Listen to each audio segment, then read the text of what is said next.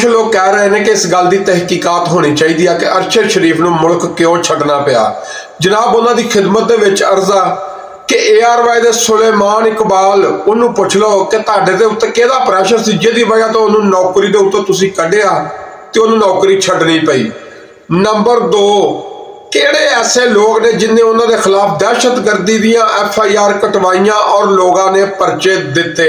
Number 3, UAE दी government नूं किन्ने letter लिखिया कि इन पाकिस्तान डीपोर्ट किया जाए तो उन्हें उन्होंने 48 घंटिया के नोटिस दिता तो वह बेचारा कीनिया नूं चला गया।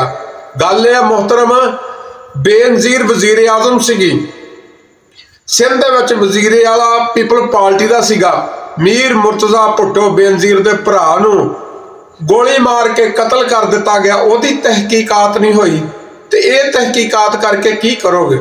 उन्हें कड़ा बेचारे ने हुण जिंदा हो जाना अरशद शरीफ ने। छड्डो इस गल दे उत्ते, उहदी मगफरत की दुआ करो और जिहड़े बाकी हक सच ते खड़े अल्लाह उन्हां नूं सेहत जिंदगी अता करे।